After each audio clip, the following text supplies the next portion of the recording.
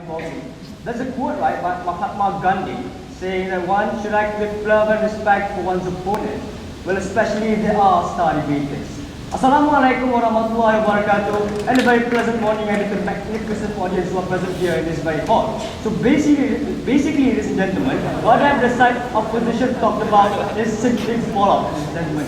They were very confident, they were very convincing, but at the same time, they were very evidently wrong, ladies and gentlemen. So what I will do in my speech today is very simple. First of all, ladies and gentlemen, I'm going to divide my speech into two major sections. The first section, ladies and gentlemen, is the rebuttals to all the blunders and nonsense coming from side opposition that had led to the confusion of today's debate. And with full clarity, ladies and gentlemen, I'm going to clear up all those confusions.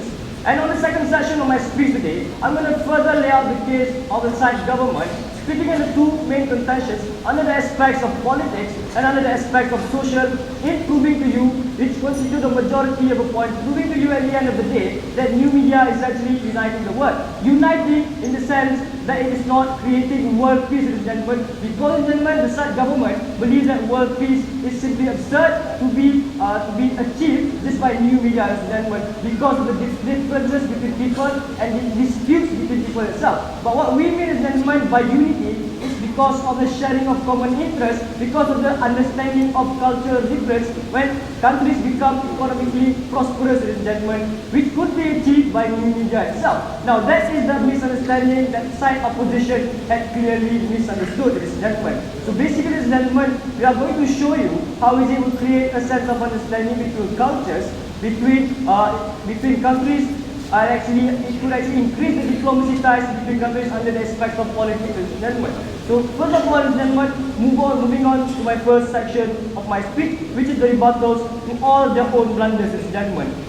First of all, ladies and gentlemen, they talked about how unity is not to be accepted in today's definition. They talked about how unity is supposed to be equated with world peace. It's down, sir. But ladies and gentlemen, we consider the fact to you that unity cannot be achieved just by new media because of the fact that there are disputes between countries, there are disputes between people itself, there are actually differences between people.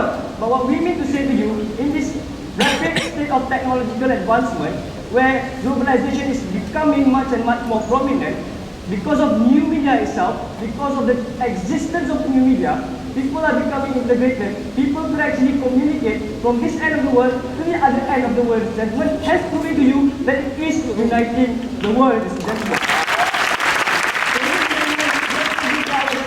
There would actually lead to a gradual process of unity, a gradual process of people understanding each other through movie, films, through blogs, to actually facilitate discussion, exchanging of ideas, and hence proving to you at the end of the day, uniting the world via new media, ladies and gentlemen. Now, ladies and gentlemen, onto their actual agreed argument on how new media would actually fail to function because the first world countries and the third world countries are not integrated. Because of the freedom of expression, they would express hatred on the blogs and spread ideologies that would actually lead to a disintegration of the social integration, ladies and gentlemen. But we say, in response to that argument, we say because of the freedom of speech, because of the beauty of freedom of expression, we say that these people would actually have to come up with a medium of discussion that would actually lead at the end of the day to achieve a better solution. That is the beauty of freedom of speech, ladies and gentlemen,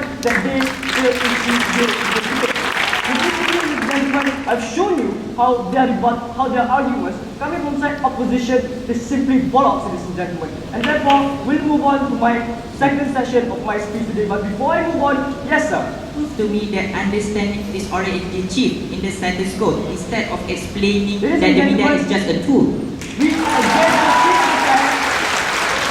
that understanding is yet to be achieved. Because at the very beginning of my Prime Minister's speech, he has yet proved to you that because of the new media, it will be a gradual process of people around the globe will actually be understanding each other through music industries, through movie films, ladies and gentlemen, and all the sorts of examples of new media.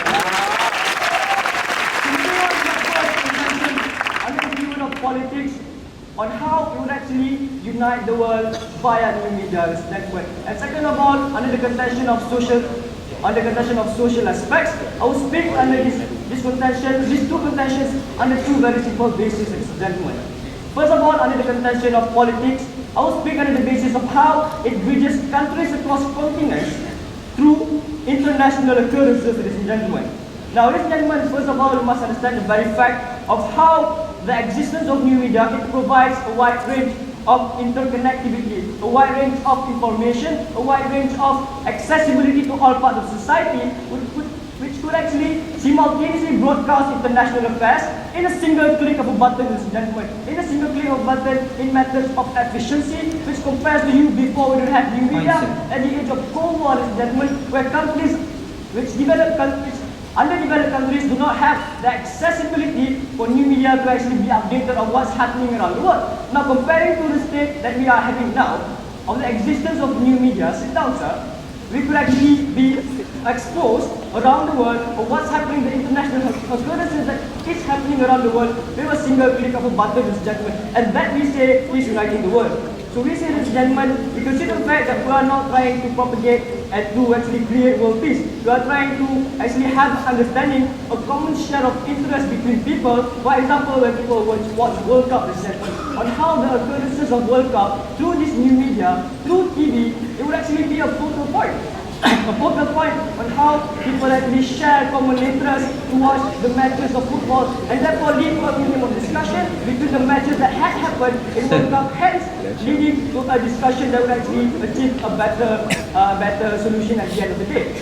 Sit down, sir, I'm not finished. On how countries will actually increase the diplomacy ties with Taiwan and China, when Taiwan actually builds the building, the telecommunication building, increasing the own interconnectivity, hence increasing the free trade agreement with China, exposing themselves to the world. As therefore, ladies and gentlemen, increasing diplomacy ties will actually prove to you that via new media, countries are actually integrated. And the social aspect, ladies and gentlemen, on how it bridges culture. The culture around the world is beginning to understand other cultures through the existence of new media, on how through the reality TV, sitcoms, Bollywood TV shows, American shows, they portray culture, the cultural portrayal, on how people understand the culture of America through the films that America has been providing us, on how the culture of India had actually managed to portray themselves through the films of Slumdog Millionaire, which we will actually understand how their culture really is. Onto the nature of new media itself, that they provide